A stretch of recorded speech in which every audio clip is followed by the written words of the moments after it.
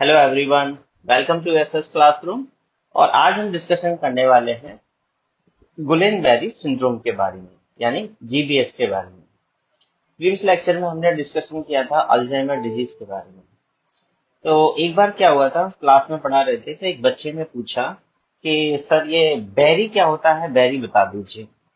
अच्छा, बेरी क्या होता है, पूरा नाम बताइए। कि नहीं, बेरी क्या होता है वो बता दीजिए। लेकिन उसने पूरा नाम नहीं बताया कि जीबीएस है और गुलेन बेरी सिंड्रोम है। तब उसको बाद में बताया कि बेरी नहीं है, ये जीबीएस है, गुलेन बेरी सिंड्रोम है। एक्चुअली क्या है, नाम से पता नहीं चल रहा है कि गुलेन क्या है, बेरी क्या है, लेकिन सिंड्रोम मालूम हो रहा है। सिंड्रोम का मतलब मल्टीपल ग्रुप ऑफ डिसऑर्डर्स है, कंडीशंस है। लेकिन गुलेन क्या है, बेरी क्या है, इस नाम से डिजीज का कोई रिलेशन नहीं हो पा रहा है। तो एक्चुअली क्या है, गुलेन और बेरी ये दो आपके फ्रेंच न्यूरोलॉजिस्ट थे जिनके नाम पर इस डिजीज का नाम रखा गया है। तो ये डिजीज कैसे ओरिजिन होती है इसके बारे में हम डिस्कशन करते हैं। फ्रेंच न्यूरोलॉजिस्ट सबसे पहले कौन थे आपके, जॉर्जस गुलेन। ये आप देख पा रहे हैं, ये आपका कौन है, जॉर्जस गुलेन। यानी इस डिजीज का डिस्कवरी जो हुआ था वो 1996 के अंदर हुआ था। गुलेन। सेकंड थे आपके जीन एलेक्सेंड्री बेरी। तो इसके अंदर से जैसे इनका सरनेम है जॉर्जेस गुलेन, तो गुलेन यहां से वर्ड लिया गया है। और जीन एलेक्जेंड्री बेरी यहां से आपका बेरी लिया गया है। इन दोनों ने 1996 के अंदर ये जीबीएस का डिस्कवरी किया था। तो इन्हीं के नाम पर इस डिजीज का नाम रखा गया है गुलेन बेरी सिंड्रोम। अब सिंड्रोम का मतलब क्या है, आपके मल्टीपल इसके अंदर प्रॉब्लम्स हैं। तो मल्टीपल प्रॉब्लम्स में सबसे पहले क्या होता है, नमनेस।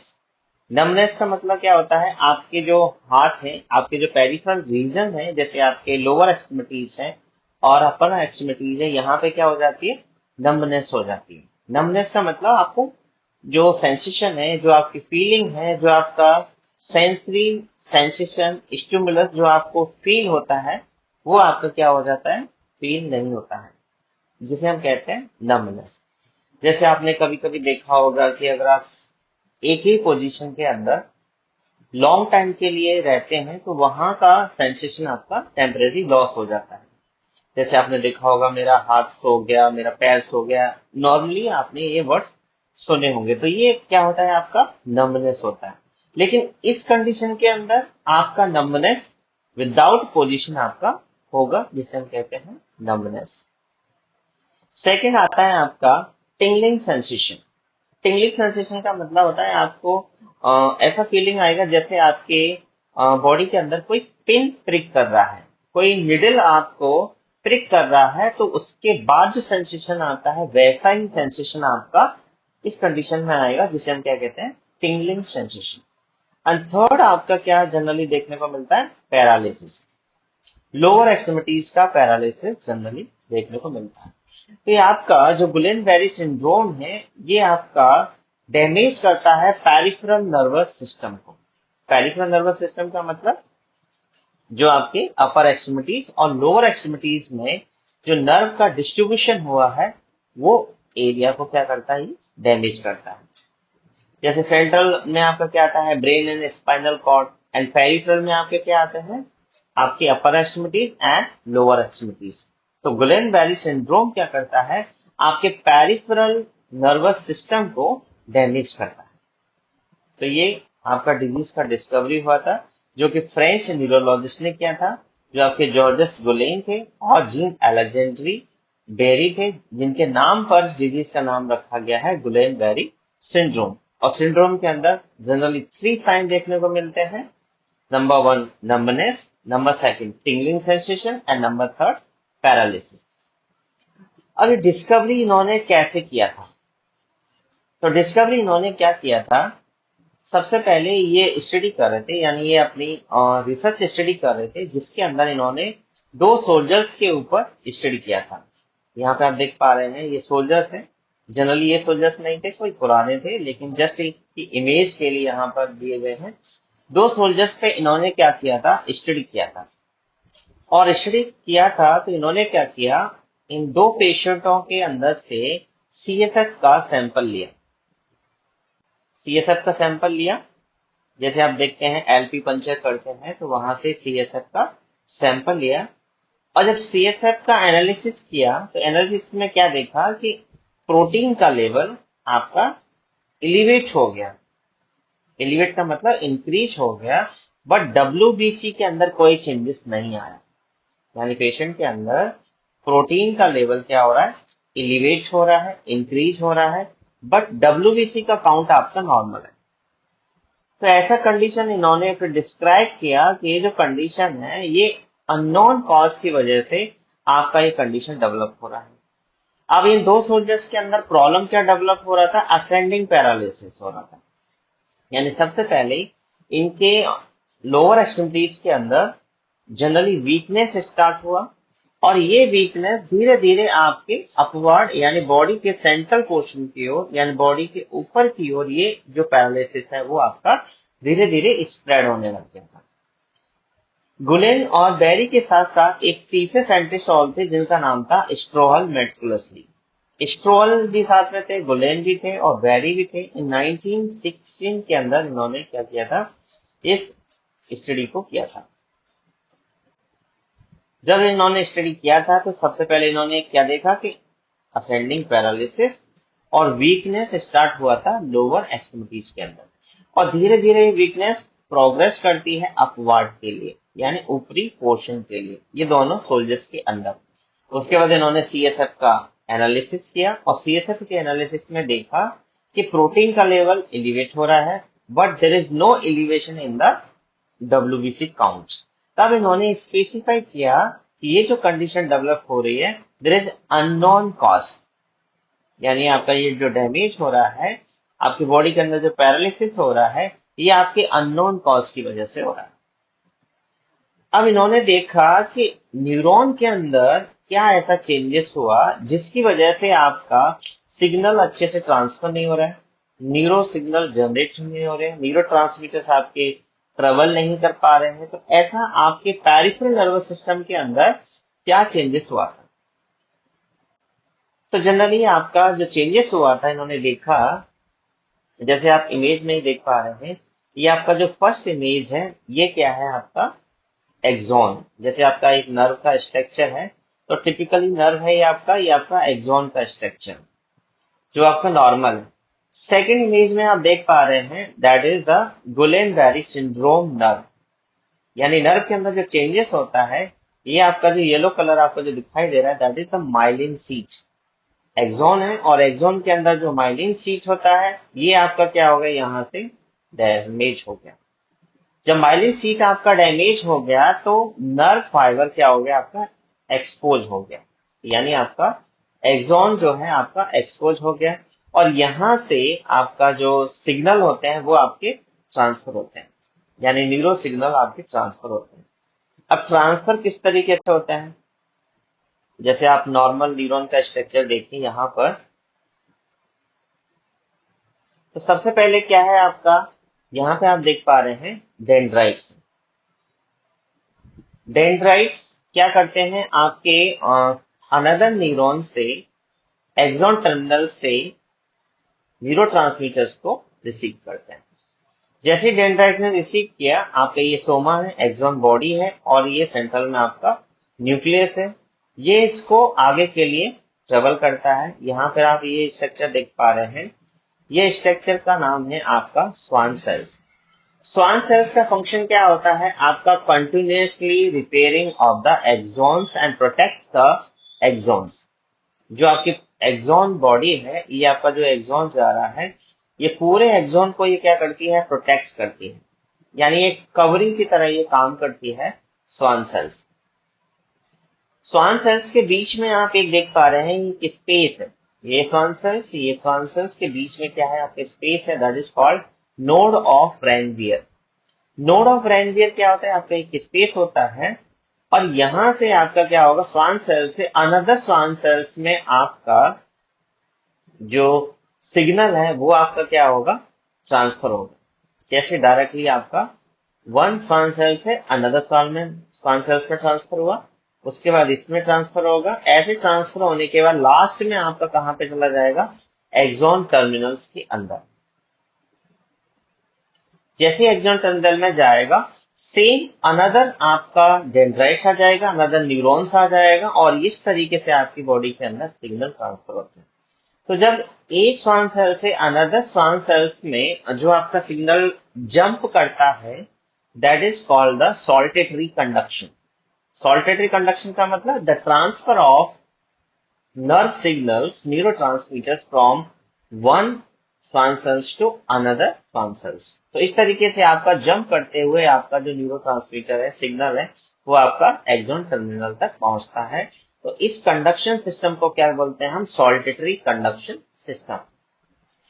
जैसे ही आपका एक्सॉन टर्मिनल में जाता है, अगेन आपका न्यूरोट्रांसमीटर अनदर न्यूरॉन का आ जाएगा, और इस तरीके से आपका कंप्लीटली सिग्नल ट्रांसफर होता है। अब इसके अंदर क्या होता है, मल्टीपल गुलेन-बेरी सिंड्रोम के अंदर ये श्वान सेल जो प्रोटेक्टिव लेयर है, ये आपका क्या हो जाती है, डैमेज हो जाती है। ऑटोमेटिक है, अननोन कॉज है, क्यों डैमेज हो रही है, इसका कॉज अभी तक फाइंड आउट नहीं हुआ है। जैसे ये डैमेज हो जाती है, तो आपने देखा होगा यहां से ट्रांसफर हो रहा था आपका सिग्नल इसमें, वो आपका सिग्नल क्या हो जाता है, आपका स्लो हो जाता है, क्योंकि सिग्नल आपका जंप नहीं कर पा रहा है because of the damage of the Schwann cells. जब एक श्वान सेल से अनदर श्वान सेल्स में जब जंप नहीं कर पाएगा, तो आपके सिग्नल क्या हो जाते हैं, स्लो हो जाते हैं। तो कंडीशन पहला आपका जो डेवलप होता है, that is called the weakness. और वीकनेस के बाद जब आपका कंप्लीटली ये डैमेज हो जाता है, तब आपका हो जाता है पैरालिसिस।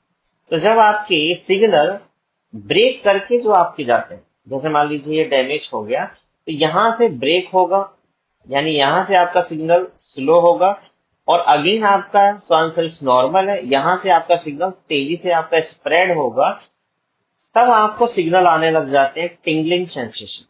जब आपकी बॉडी के अंदर आपको लग रहा है कि pin like structure, needle like structure कोई आपको प्रिक कर रहा है, that is called tingling sensation. तो इस तरीके से आपके जो डिस्टरबेंस होते हैं आपके न्यूरॉन्स के सिग्नल के अंदर, ट्रांसफर के सिग्नल के अंदर, उस कंडीशन में आपको टिंगलिंग सेंसेशन जनरेट होता है। और वीकनेस कब आएगा, जब आपके स्लो सिग्नल आपके ट्रांसफर होते हैं। उसके बाद जब कंप्लीटली डैमेज हो जाएगा, जब आपके Schwann cells, axon cells, nerve cells आपके पूरा डैमेज हो जाएगा, तब आपका कंडीशन लास्ट में आता है आपका पैरालिसिस।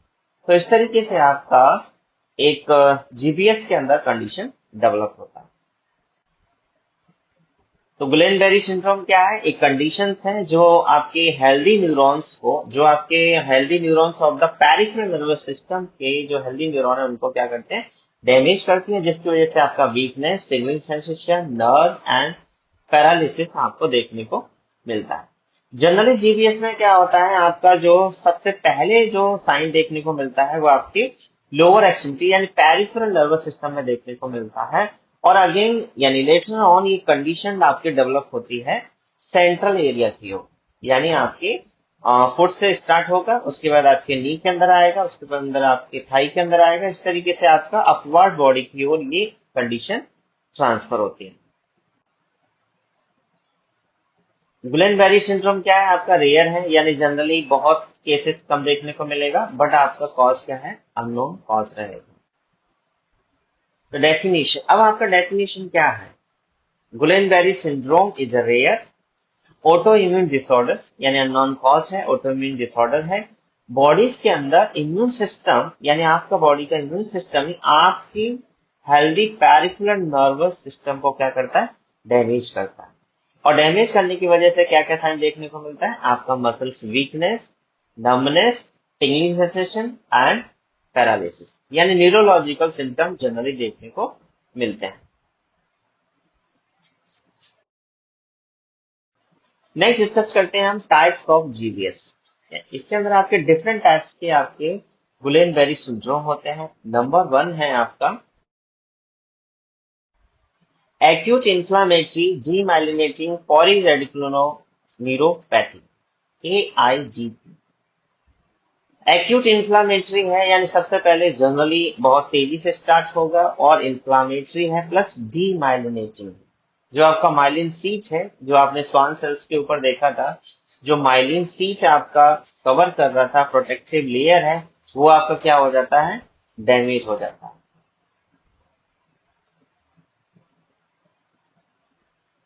डीमाइलिनेटिंग हो गया। उसके बाद पॉली रेडिकुलोन्यूरोपैथी के अंदर क्या हो जाता है, आपका लोअर पोर्शन आपका जनरली डैमेज होता है। ये जनरली एआईडीपी देखने को कहाँ पे मिलता है, आपका अमेरिका से, नॉर्थ अमेरिका के अंदर एंड यूरोप के अंदर। बस मोस्ट कॉमन साइन क्या रहता है आपका, वीकनेस, जो कि वीकनेस कहाँ से शुरू होता है, आपका लोअर पोर्शन से शुरू होता है और अपवर्ड पोर्शन की ओर ट्रांसफर होता है। जैसे आप यहाँ पे देख पा रहे हैं, आपके लेग से आपका शुरू हुआ पैरालिसिस या वीकनेस, और आपके कहाँ पर ट्रांसफर हो रहा है, आपके हैंड्स के अंदर ट्रांसफर हो रहा है। यानी पेरिफेरल रीजन से शुरू होगा और आपके सेंट्रल रीजन की ओर ये ट्रांसफर होता है। सेकेंड टाइप है आपका Miller Fisher syndrome. Miller Fisher syndrome नाम से क्या पता चल रहा है कि आपके साइंटिस्ट थे डॉक्टर कार्लिस मिलर। ये आपके कैनेडियन न्यूरोलॉजिस्ट थे, यानी कनाडा के थे, न्यूरोलॉजिस्ट थे, जिनका नाम था डॉक्टर कार्लिस मिलर फिशर। उन्होंने इसका डिस्कवरी किया था 1956 के अंदर। डॉक्टर कार्लिस मिलर ने एक वेरिएंट आया था जीबीएस का, जैसे आपके कोरोना के नए नए वेरिएंट आए थे 2020 के अंदर, जो आपको कोरोना आया था, उसके बाद डिफरेंट टाइप के वेरिएंट आए थे कोरोना के। सेम आपका जीबीएस के भी वेरिएंट आए थे, उसमें से एक आपका वेरिएंट है मिलर फिशर। और इसका डिस्कवरी किसने किया, यानी इस वेरिएंट का आइडेंटिफिकेशन किसने किया था, डॉक्टर कार्लिस मिलर ने। उन्हीं के नाम पर इसका नाम रखा गया मिलर फिशर सिंड्रोम। इस सिंड्रोम के अंदर क्या होता है, पैरालिसिस ऑफ द आई। जैसे आप इमेज में देख पा रहे हैं, आपके पेशेंट के अंदर आई के अंदर पैरालिसिस हो जाता है। अब आई के अंदर पैरालिसिस का मतलब क्या होता है, paralysis of the muscles of the eyes. जो आईज की मसल्स हैं वो आपकी क्या हो जाती है, पैरालिसिस हो जाती है। उस कंडीशन को हम बोलते हैं ऑप्थेल्मोप्लेजिया, यानी आई मसल्स वीकनेस जब हो जाती है, उस मेडिकल टर्म में क्या बोलते हैं, ऑप्थेल्मोप्लेजिया। सेकेंड कंडीशन आपको देखने को मिलेगा अटेक्सिया, यानी लॉस ऑफ कोऑर्डिनेशन। पेशेंट का अगर मिलर फिशर हो जाएगा तो वो आपका पेशेंट क्या करेगा, कोऑर्डिनेशन मेंटेन नहीं कर पाएगा। एंड नेक्स्ट थर्ड आपको सिम्टम देखने को मिलेगा areflexia. A means absent, reflexia means reflexes.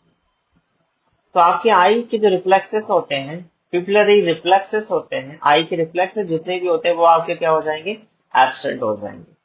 तो ये थ्री सिम्टम आपको देखने को मिलेगा in the case of the Miller Fisher syndrome. जैसे आप इमेज में आप यहाँ पे देख पा रहे हैं, आपके पेशेंट का जो लेफ्ट आई है, यहाँ पे क्या हो गया, मिलर फिशर सिंड्रोम हो गया है। और राइट आईज के अंदर आप देख पा रहे हैं, ये इस डायरेक्शन में देख रहा है, लेकिन लेफ्ट वाला क्या हो रहा है, आपका आई स्टक हो गया एक सिंगल डायरेक्शन के अंदर। बिकॉज मूवमेंट्स किस पर डिपेंड करता है, आपकी मसल्स के एक्टिविटी करने पर आपकी आईज का मूवमेंट होता है। लेकिन इसके अंदर मसल्स का मूवमेंट नहीं होता है, मसल्स आपकी वीक हो जाती हैं, जिनकी वजह से आपका क्या होता है, आई आपकी स्टक हो जाती है। अटेक्सिया, लॉस ऑफ कोऑर्डिनेशन होने लग जाता है, एंड आई के रिफ्लेक्सेस जो है लॉस हो जाते हैं। ये है आपके डॉक्टर कार्लिस मिलर, जिन्होंने इस वेरिएंट का स्टडी किया था। कैनेडियन न्यूरोलॉजिस्ट है, जिन्होंने फर्स्ट टाइम इसको डिस्कवर किया था 1956 के अंदर।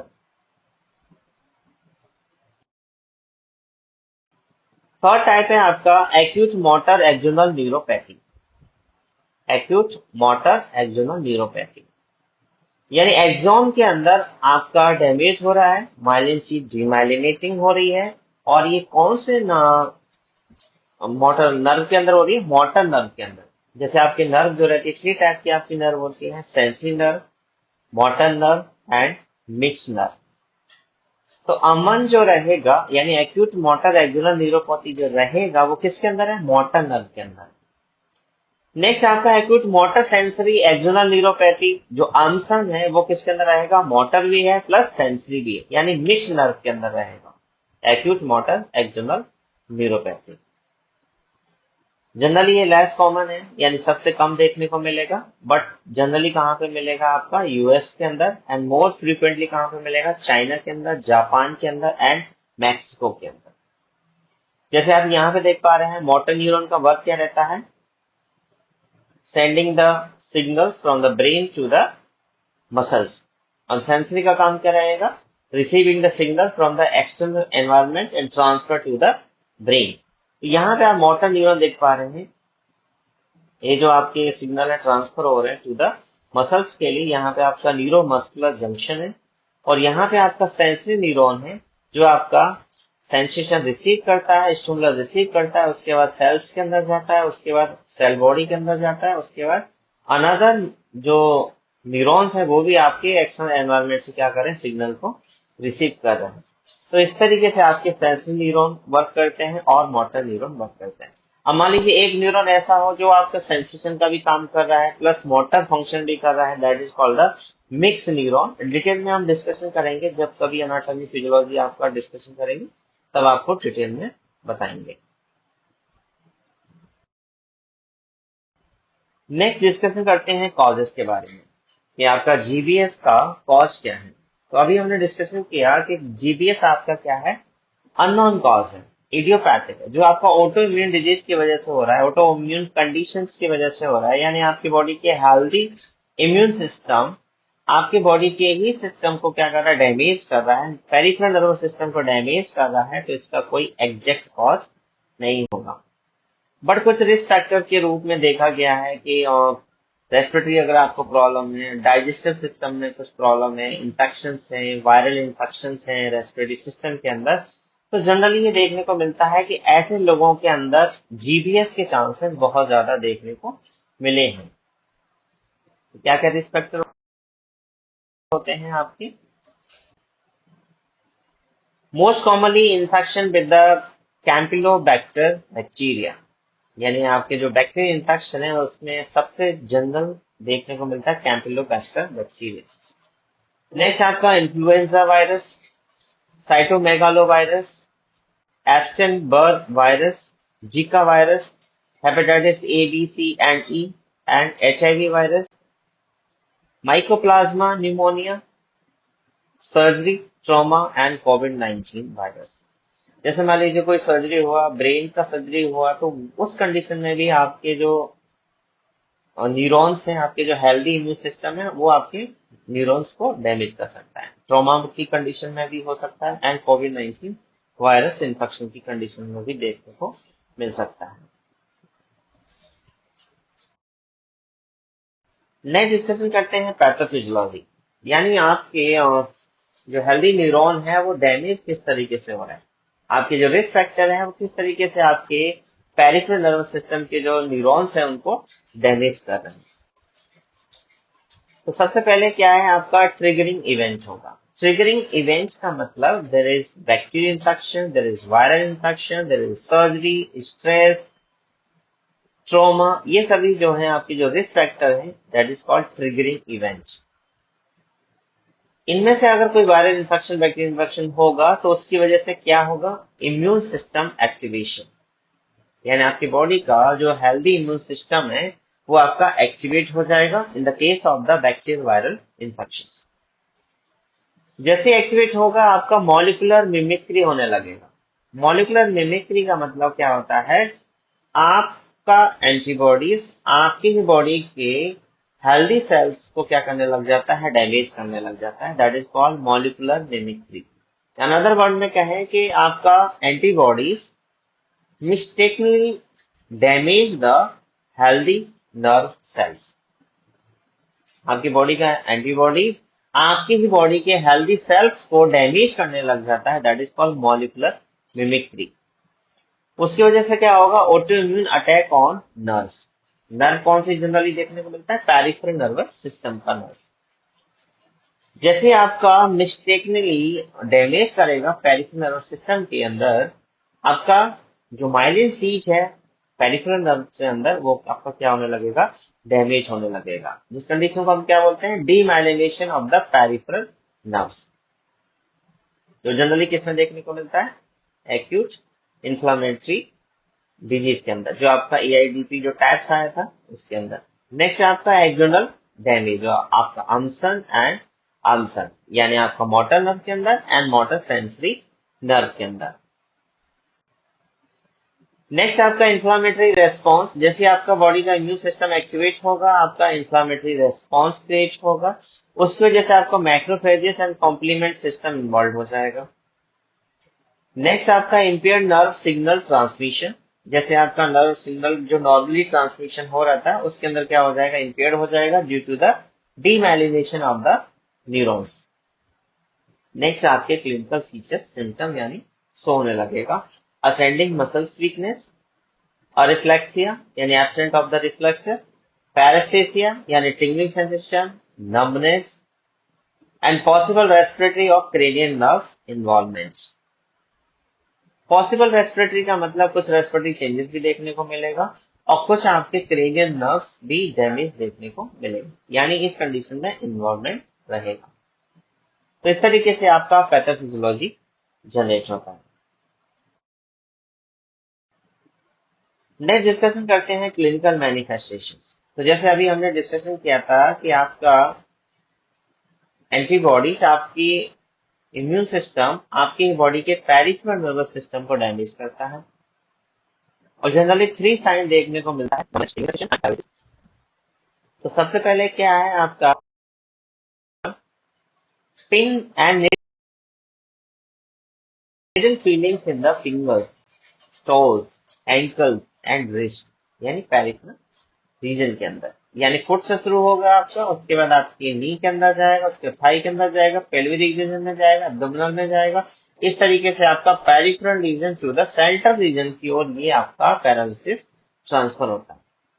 तो सबसे पहले आपके पैरों के अंदर ऐसा लगेगा जैसे कोई निडल प्रिक कर रहा है, ऐसी आपको फीलिंग आने लग जाएगी जब आपका जीबीएस स्टार्ट होगा। नेक्स्ट आपको साइन देखने को मिलेगा weakness in the legs that spread to the upper body, यानी अभी आपका फुट के अंदर था, उसके बाद ये पैरालिसिस वीकनेस आपका आगे की ओर ट्रांसफर होगा अपर बॉडी की साइड में। तो आपके थाई रीजन में क्या फीलिंग होगा, वीकनेस एंड टिंगलिंग सेंसेशन आपको फील होगा। अगर आपके थाई के अंदर टिंगलिंग सेंसेशन और वीकनेस होगा तो आप ट्रेवल नहीं कर पाएंगे, आप वॉकिंग नहीं कर पाएंगे, आप अपनी बॉडी का मूवमेंट नहीं कर पाएंगे। That is called unsteady walk, not being able to walk और क्लिंग स्टेयर्स, आप अपनी स्टेयर्स भी मूवमेंट नहीं कर पाएंगे, स्टेयर्स नहीं चढ़ पाएंगे, यानी घर में जो आप सीढ़ियां नहीं कर पाएंगे, डिफिकल्टी इन वॉकिंग होने लगेगा और बैलेंसिंग भी आपका नहीं होगा because of the tingling sensation and numbness. Paralysis की कंडीशन में तो आपका कंप्लीटली स्टडी जो वॉकिंग है वो आपका स्टॉप हो जाएगा। नेक्स्ट है आपका trouble with facial movements including speaking, chewing and swallowing, यानी आपका जो फेस है, जो मूवमेंट है फेस का, उसमें आपको डिफिकल्टी होने लगेगा, स्पीकिंग नहीं कर पाएंगे, स्पीकिंग के अंदर प्रॉब्लम होने लगेगा, and chewing and swallowing, chewing and swallowing भी नहीं कर पाएंगे because of the damage of the muscles. Next आपका डबल विजन और inability to move the eyes, ये जनरली आपको देखने को मिलेगा मिलर फिशर सिंड्रोम के अंदर, जिसके अंदर आपको सामने वाला जो विजन जब करोगे तो आपको कैसा नजर आएगा, डबल विजन, और कभी कभी आपको ब्लरी विजन देखेगा, कभी कभी आपको ब्लाइंडनेस हो जाएगा।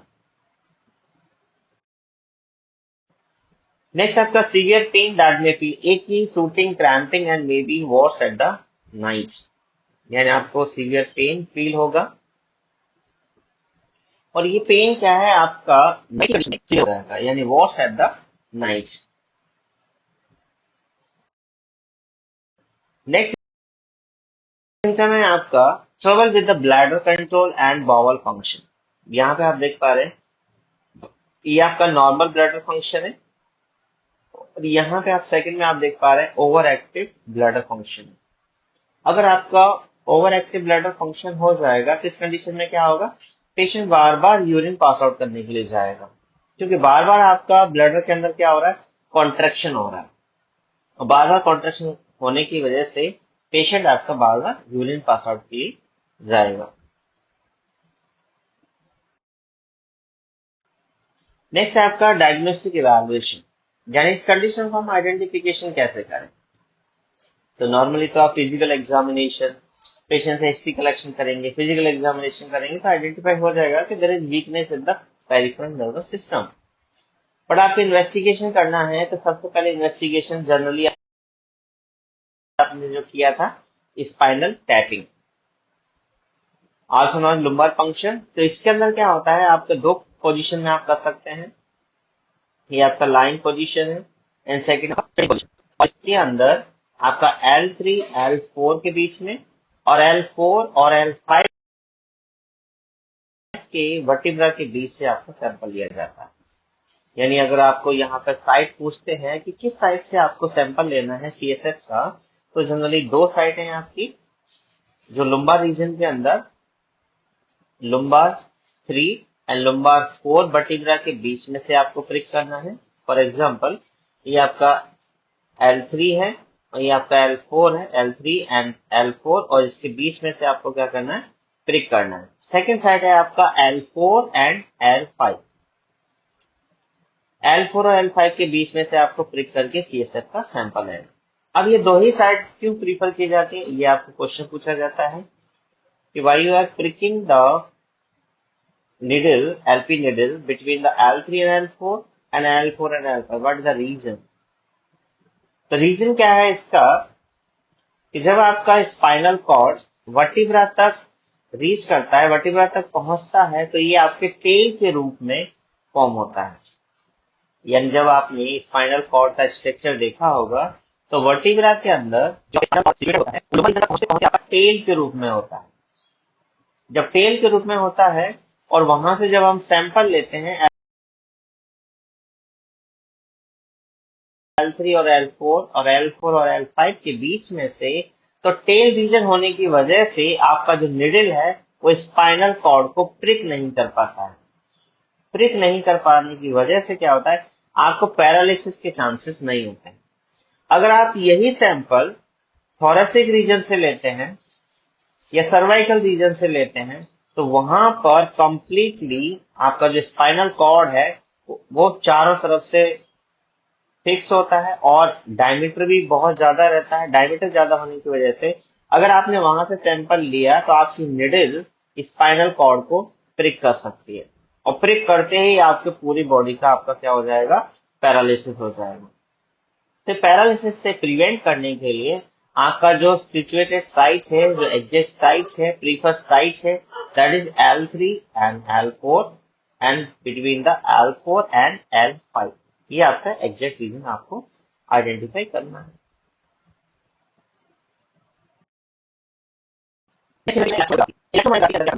एक्टिविटी फाइंड आउट करना है। तो इसके अंदर क्या होगा, आपका एक निडल इलेक्ट्रोड्स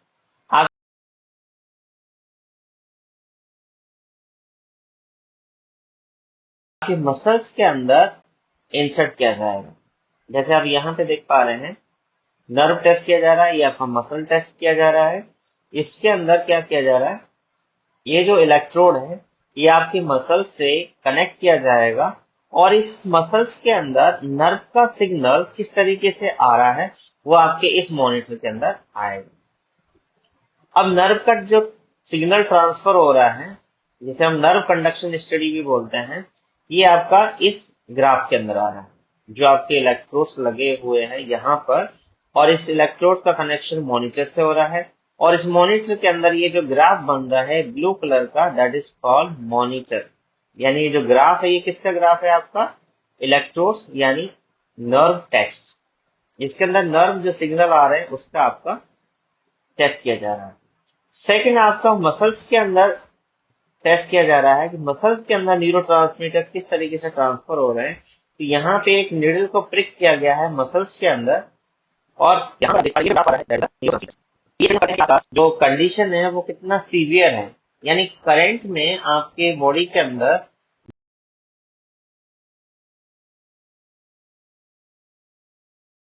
जो नर्व सिग्नल है जो ट्रांसफर हो रहे हैं वो किस स्पीड में हो रहे हैं, ये आपका मेजरमेंट करते हैं। तो इलेक्ट्रोड्स जो लगाए जा रहे हैं वो आपके नर्व टेस्ट करने के लिए करते हैं, और निडल जो प्रिक की जा रही that is the muscle test के लिए करते हैं।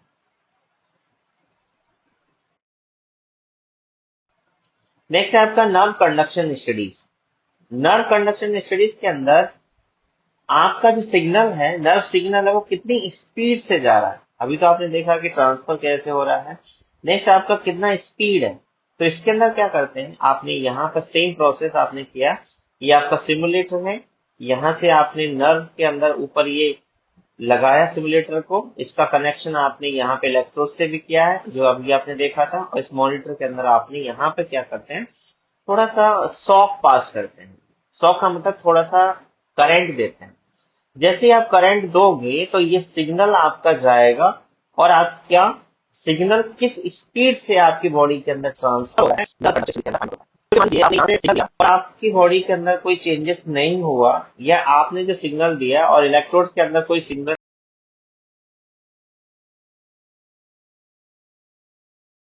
ट्रांसफर नहीं हुआ, तो इससे क्या हो रहा है कि आपका जो पेरिफेरल नर्वस सिस्टम है वो कंप्लीटली डैमेज हो चुका है, कंप्लीटली पैरालिसिस हो चुका है, नंबनेस आ चुकी है, जिसकी वजह से आपका वो कंडक्शन सिस्टम नहीं हो पा रहा है।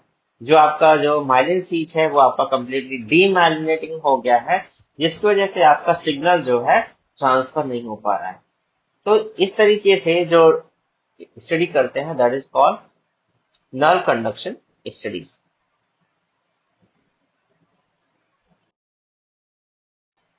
नेक्स्ट है आपका मैनेजमेंट, यानी इसके अंदर हम किस तरीके से इसको मैनेज कर सकते हैं, गुलेन-बेरी सिंड्रोम को कैसे मैनेज कर सकते हैं। तो देखिए, ये आपका जो कंडीशन है वो आपका क्या है, ऑटो इम्यून है। ऑटो इम्यून जो कंडीशन होती है उसका ट्रीटमेंट भी कंप्लीटली नहीं होता है, बट जो सिम्टम्स रहते हैं, जो कंडीशन डेवलप हो रही है, उसको हम मॉडिफाई करने के लिए मैनेजमेंट करते रहते हैं। यहाँ पे अननोन कॉज होता है डिजीज कंडीशन का, उसका ट्रीटमेंट भी आपका फिक्स नहीं होता है। तो इसके अंदर कौन कौन से मैनेजमेंट रहते हैं। सबसे पहले आपका plasma pheresis. Plasma pheresis is the condition in which the exchange of the plasma, यानी आपका जो प्लाज्मा है, जिस प्लाज्मा के अंदर आपका जो एंटीबॉडीज है जो आपके डैमेज हो चुके हैं, उनकी वजह से आपका क्या हो रहा है, ऑटो इम्यून कंडीशन डेवलप हो रही है। तो हम क्या करेंगे, पेशेंट की बॉडी से प्लाज्मा को रिमूव करेंगे, और बाहर से एक फ्रेश फ्रोजन प्लाज्मा यानी फ्रेश प्लाज्मा आपका क्या करेंगे, चेंज करेंगे। तो आपका डैमेज जो आपका प्लाज्मा है, इन्फेक्टेड जो प्लाज्मा है, वो आपका रिमूव हो जाएगा, और फ्रेश प्लाज्मा आपकी बॉडी के अंदर एंटर करेगा। तो इससे क्या होगा, जो आपका ऑटो इम्यून कंडीशन जो डेवलप हो रही है, बहुत सीवियर हो गई है, वो आपका क्या हो जाएगा, कम हो जाएगा। नेक्स्ट है आपका, इसके अंदर क्या करते हैं,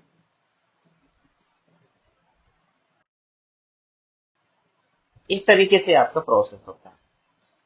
ये आपका पेशेंट है, पेशेंट से आपका कनेक्शन किया पंप का, यहाँ से आपका ब्लड आएगा, ब्लड आने के बाद ये जो ब्लड पंप है इसको पंप करेगा। जैसे आपने देखा होगा डायलिसिस के अंदर जो एक्सचेंज होता है, फिल्टर होता है, लगभग सेम प्रोसेस वैसे ही होता है, लेकिन उसके अंदर जो आपका ब्लड ट्रांसफर किया जाता है, इसके अंदर आपका प्लाज्मा ट्रांसफर किया जाता है।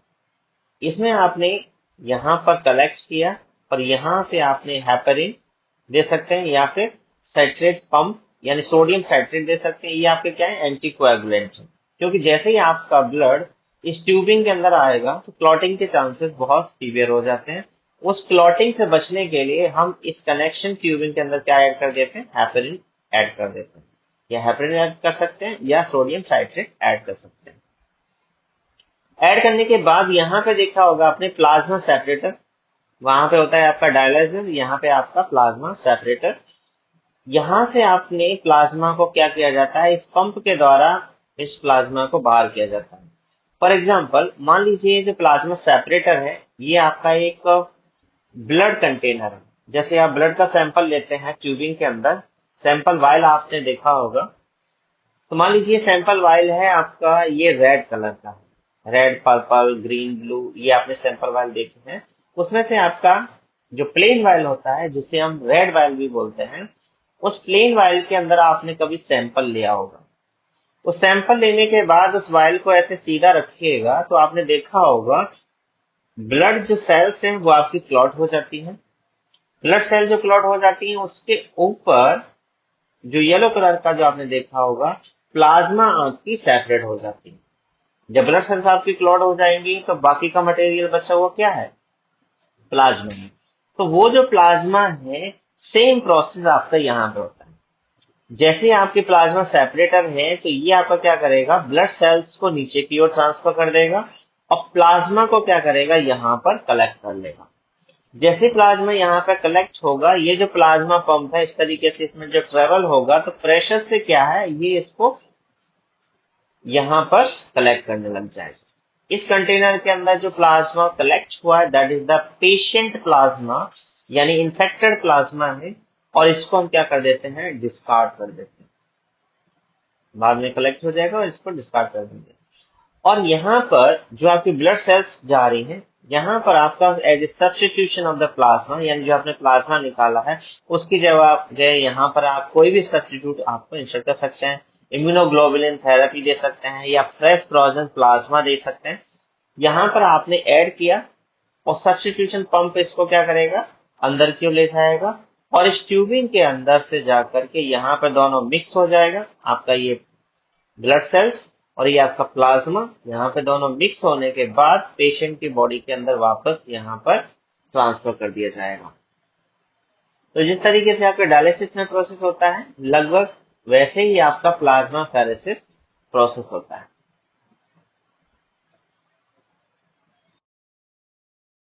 नेक्स्ट है आपका इम्यूनोग्लोबुलिन थेरेपी।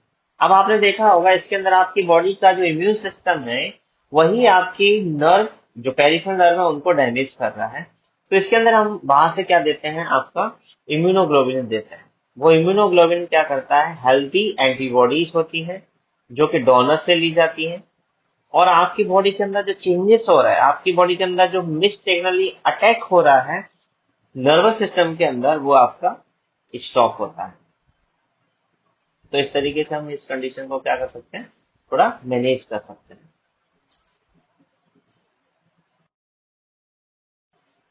नेक्स्ट है आपका नर्सिंग रेस्पॉन्सिबिलिटीज। तो इस कंडीशन में यानी गुलेन-बेरी सिंड्रोम की कंडीशन में एज ए नर्स आप क्या क्या कर सकते हैं पेशेंट के लिए। आपने देखा होगा कि पेशेंट हमारा कैसा है, पेशेंट हमारा वीकनेस है, पैरालिसिस है, नंबनेस है, टिंगलिंग सेंसेशन है, ये सारी चीजें हो रही हैं। तो सबसे पहले क्या करना है आपको, monitor patient status closely. Monitor क्या करना है आपको, वाइटल साइंस चेक करना है, पेशेंट का इनटेक आउटपुट चेक करना है, क्योंकि इसके अंदर क्या होता है ब्लैडर हैबिट्स भी चेंज होती हैं, बाउल हैबिट्स भी चेंज होती हैं, वो भी आपको क्लोजली मॉनिटर करना है। अगर कुछ सीरियस वाइटल साइंस आते हैं, मान लीजिए वाइटल चेंज हो रहे हैं, तो आपको न्यूरोलॉजिस्ट को इन्फॉर्म करना है। सेकेंड आपका मेंटेन एयरवे पेटेंसी, क्योंकि आपने देखा होगा इसके अंदर जो एयरवे है वो आपका रेस्पिरेटरी सिस्टम है वो आपका बहुत वीक हो जाता है because of the nervous system. अब मान लीजिए जो रेस्पिरेटरी सिस्टम है उसकी जो मसल्स हैं, डायफ्राम और इंटरकॉस्टल मसल्स, ये मसल्स की एक्टिविटी की वजह से, ये कॉन्ट्रैक्शन रिलैक्सेशन की वजह से आपका क्या होता है, इंस्पिरेशन और एक्सपिरेशन प्रोसेस कंप्लीट होता है, यानी आप सांस ले पाते हैं। अब मान लीजिए डायफ्राम वर्क नहीं कर रहा है, डायफ्राम कॉन्ट्रैक्शन रिलैक्सेशन नहीं हो रहा है, इंटरकॉस्टल मसल्स आपकी कॉन्ट्रैक्शन रिलैक्सेशन नहीं कर पा रही है अच्छे से, तो क्या होगा, आपका इंस्पिरेशन और एक्सपिरेशन प्रोसेस नहीं होगा। जब इंस्पिरेशन एक्सपिरेशन प्रोसेस नहीं होगा तो उसकी वजह से पेशेंट को डिफिकल्टी होगा इन द रेस्पिरेशन। जब पेशेंट को डिफिकल्टी होगा रेस्पिरेशन के अंदर तो पेशेंट का जो सैचुरेशन है वो आपका डाउन हो जाएगा, पेशेंट को ब्रीथिंग डिफिकल्टी होने लग जाएगा, डिस्निया होने लग जाएगा, पेशेंट को मैलेज होने लग जाएगा, घबराहट होने लग जाएगी, डायफोरेशन होने लग जाएगा, सीवियर स्वेटिंग होने लग जाएगी। तो ये कंडीशन आपका होता है। तो सबसे पहले हमें क्या करना है, मेंटेन पेशेंट एयरवे, यानी सबसे पहले एयरवे मेंटेन करना है। इसमें हम पेशेंट को ऑक्सीजन दे सकते हैं, मेडिसिन दे सकते हैं, या फिर एयरवे लगा सकते हैं, या फिर पेशेंट को इंट्यूबेट कर सकते हैं। Perform frequent neurological assessment. अब परफॉर्म आपको न्यूरोलॉजिकल असेसमेंट क्यों करना है, बिकॉज पेशेंट का जो करंट स्टेटस है, पेशेंट का कितना कंडीशन आपका सीवियर हो गया है, इसको हमें फाइंड आउट करना है। अब पेशेंट के कौन से एरिया में कितना पैरालिसिस है, कितना वीकनेस है, ये फाइंड आउट करने के लिए हम क्या करते हैं, न्यूरोलॉजिकल एग्जामिनेशन करते हैं, जो हम नेक्स्ट वीडियो में हम आपको बताएंगे कि न्यूरोलॉजिकल असेसमेंट कैसे करते हैं। तो न्यूरोलॉजिकल एग्जामिनेशन करेंगे तो उससे क्या फाइंड आउट होगा, आपका पेशेंट का वीकनेस है, पैरालिसिस है, टिंगलिंग सेंसेशन है, नमनेस सेंसेशन है, ये सारी चीजें हम फाइंड आउट करते हैं। तो इन चीजों से क्या होगा, आपका पेशेंट कितना सीवियर है, पेशेंट का आपका क्या स्टेटस है, पेशेंट का डिजीज कंडीशन कितना सीवियर हो चुका है, ये सारी चीजें हमें आइडेंटिफाई होती है। Next, prevent complications of immobility. अब पेशेंट इस कंडीशन में क्या होता है, इमोबिलिटी हो जाता है, पेशेंट मूवमेंट नहीं कर पाता है because of the muscles weakness, आपका टिंगलिंग सेंसेशन आ रहा है, नंबनेस हो गया है, वीकनेस हो गई मसल्स, जिसकी वजह से वो मूवमेंट नहीं कर पाता है। उस कंडीशन में जो कॉम्प्लिकेशन आने वाले हैं, उससे आपको क्या करना है, पेशेंट को प्रिवेंट करना है। फॉर एग्जाम्पल, जैसे मान लीजिए पेशेंट एक जगह से दूसरी जगह पे मूवमेंट कर रहा है, तो उसको आप क्या कर सकते हैं, सपोर्ट दे सकते हैं, स्ट्रेचर का यूज कर सकते हैं, व्हील चेयर का यूज कर सकते हैं। नेक्स्ट आपका manage and assess the pain. Manage and assess pain, इसके अंदर क्या करना है, पेन को मैनेज करना है और फाइंड आउट करना है कि आपका पेन का स्टेटस क्या है, कितना पेन हो रहा है, कितना आपका स्कोर जा रहा है पेन का। नेक्स्ट आपका प्रोवाइड साइकोलॉजिकल सपोर्ट, क्योंकि इस कंडीशन में क्या होता है, पेशेंट आपका नॉर्मली बेड पर रहता है, तो ऐसे पेशेंट बहुत कॉम्प्लिकेशन होने लग जाते हैं, मैलेज होने लग जाती है, घबराहट होने लग जाती है, तो ऐसे पेशेंटों को साइकोलॉजिकल सपोर्ट देना रहता है। नेक्स्ट आपका ensure adequate nutrition and hydration, ऐसे पेशेंटों को आपको न्यूट्रिशन देना है, मैंने रेस्क्यू से दे सकते हैं, एंड हाइड्रेटेड रखना है। मॉनिटर फॉर ऑटोनॉमिक डिस्फंक्शन, जो भी आपके ब्रेन के ऑटोनॉमिक डिस्फंक्शन होते हैं वो भी आपको मॉनिटर करना है। Facilitate safe communications and educate the patient and families, जो भी आपके पेशेंट हैं, पेशेंट की फैमिलीज हैं, उनको वेल एजुकेटेड करना है। नेक्स्ट है आपका कॉम्प्लिकेशंस। अगर जीबीएस को ट्रीट नहीं किया गया, जीबीएस का मैनेजमेंट नहीं किया गया, तो आपको क्या क्या कॉम्प्लिकेशन देखने को मिल सकते हैं। ट्रबल ब्रीथिंग, जैसे अभी हमने डिस्कशन किया था कि आपके वीकनेस की वजह से आपका डायफ्राम और आपका इंटरकॉस्टल मसल्स क्या होती है, वीक हो जाती है, और पेशेंट आपका ब्रीथिंग नहीं कर पाता है। तो ऐसी कंडीशन में आपको क्या करना है, पेशेंट को वेंटिलेशन देना है, पेशेंट को इंट्यूबेशन पर रखना है, जिससे पेशेंट आपका ब्रीथिंग कर पाए। नेक्स्ट आपका कॉम्प्लिकेशन है रेजिडुअल नंबनेस और अदर सेंसेशन। इसके अंदर क्या होता है, पेशेंट जो है कंप्लीटली नंबनेस फील कंटिन्यूस करता है और टिंगलिंग सेंसेशन फील करता है, जो कि आपका कंप्लीटली आपका बना रहता है। ये आपका कॉम्प्लिकेशन हो सकता है अगर आपने ये सिम्टम्स को मैनेज नहीं कराया। नेक्स्ट आपका heart and blood pressure problems, जो आपका ब्लड प्रेशर है वो आपके गुलेनबर्ग सिंड्रोम के अंदर फ्लैक्चुएट होते हैं, जो कि जनरली आपको देखने को मिल सकता है। नेक्स्ट आपका सीवियर पेन, जो आपका टिंगलिंग सेंसेशन जो आपका आ रहा था वो सीवियर पेन में चेंज हो सकता है, और अगर आप मेडिसिन लेते हैं पेन किलर का तो आप इसको ट्रीट कर सकते हैं। नेक्स्ट है आपका trouble with the bowel and bladder function, जो अभी हमने डिस्कशन किया था सिम्टम के अंदर। इसके अंदर जो है हाइपर एक्टिव ब्लैडर हो जाता है, जिससे आपका यूरिन कंटिन्यूसली बार बार आपका फ्रीक्वेंटली यूरिन पास आउट होता है। नेक्स्ट आपका ब्लड क्लॉट्स, अगर आपका स्लो मूवमेंट होगा ब्लड का, उसकी वजह से क्या होगा, मैक्सिमम आपका ब्लड क्लॉट्स देखने को मिल जाएगा, जिसकी वजह से आपका थ्रोम्बोसिस देखने को मिल जाएगा। स्पेशली आपकी जो डीवीटी के चांसेस हैं, जो पेशेंट आपका लॉन्ग टाइम के लिए बेड रिडन हो जाता है, बेड पर रहता है, तो वो क्या हो जाता है आपका डीवीटी के चांस होता है, यानी डीप वेन थ्रोम्बोसिस के चांस होते हैं। जो आपके थाई के अंदर जो डीप वेन होती है वहां पर आपका ब्लड क्लॉट हो जाता है। अगर पेशेंट आपका लॉन्ग टाइम के लिए बेड रिडन होगा तो आपकी प्रेशर सोर, जैसे हम बेड सोर कहते थे, अभी करंट में नेम आपका प्रेशर सोर है। तो प्रेशर सोर क्या होता है आपका, जहां पर कंटिन्यूसली आपका प्रेशर लगेगा, यानी बैक साइड एरिया में, बटक्स एरिया में, और आपके पेल्विस रीजन के अंदर क्या होता है, प्रेशर की वजह से वहां पर ब्लड सप्लाई आपका स्टॉप हो जाता है और वहां की आपकी स्किन डैमेज होने लग जाती है, जिसके अंदर 4 स्टेज आती है। जैसे आपका रेडनेस ऑफ द स्किन होगा सबसे पहले, उसके बाद वहां पर ग्लिस्टर का फॉर्मेशन होगा, ग्लिस्टर फॉर्मेशन होने के बाद वहां की स्किन जो है डैमेज हो जाएगी, स्किन डैमेज होने के बाद वहां का टिश्यू लॉस हो जाएगा, यानी टिश्यू डैमेज हो जाएगा, और ओपन वुंड होने के बाद वहां पर इन्फेक्शन के चांसेस भी आपके बहुत ज्यादा हो जाएंगे। तो ये 4 स्टेज होती है आपकी प्रेशर सोर की। तो ये कंडीशन भी आपको कॉम्प्लिकेशन के रूप में देखने को मिल सकता है। नेक्स्ट आपका प्रिवेंशन कैसे करें कि गुलेन बेरी सिंड्रोम को हम कैसे प्रिवेंट करें। तो सबसे पहले देखिए, कॉज को हम प्रिवेंट नहीं कर सकते, बिकॉज ये आपका अननोन कॉज है, इडियोपैथिक है, कॉज एग्जैक्ट मालूम ही नहीं है कि क्या है, तो इसको प्रिवेंट कैसे करें। तो नेक्स्ट प्रिवेंशन क्या है, जैसे मान लीजिए आपके रिस्क फैक्टर हैं, जो आपने स्टडीज में देखा होगा, रिसर्च स्टडीज में देखा है, वो कुछ रिस्क फैक्टर हैं जो आपका जीवीएस क्रिएट कर सकते हैं। तो हमें क्या करना है, जो रिस्क फैक्टर है उनको हमको मैनेज करना है।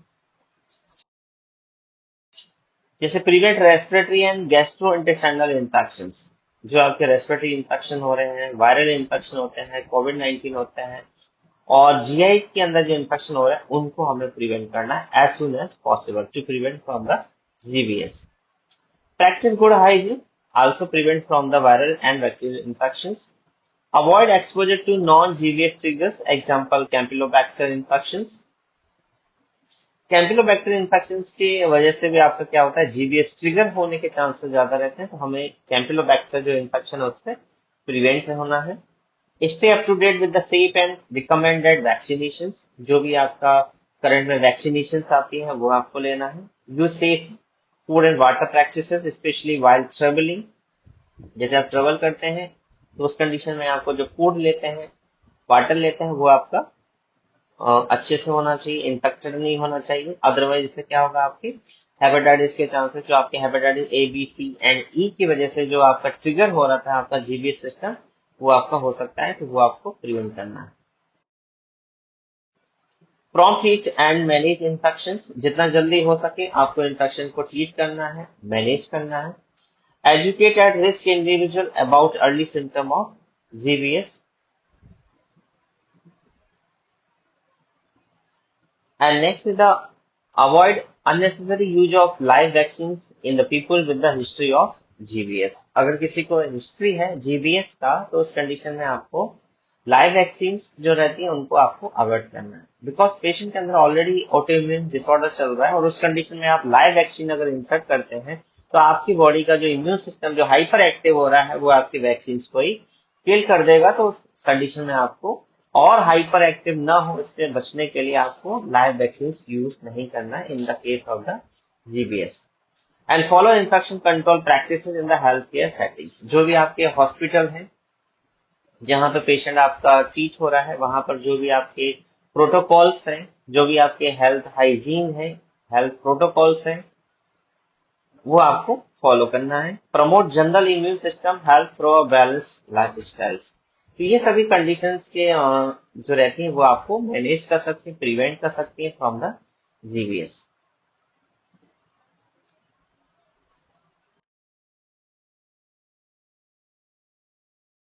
तो ये ओवरऑल हमने डिस्कशन किया जीबीएस के बारे में। तो जीबीएस क्या है, आपका गुलेन बेरी सिंड्रोम है, जो आपके साइंटिस्ट थे जॉर्जेस गुलेन एंड अलेक्जेंड्री बेरी, इन्होंने आपका डिस्कशन किया था।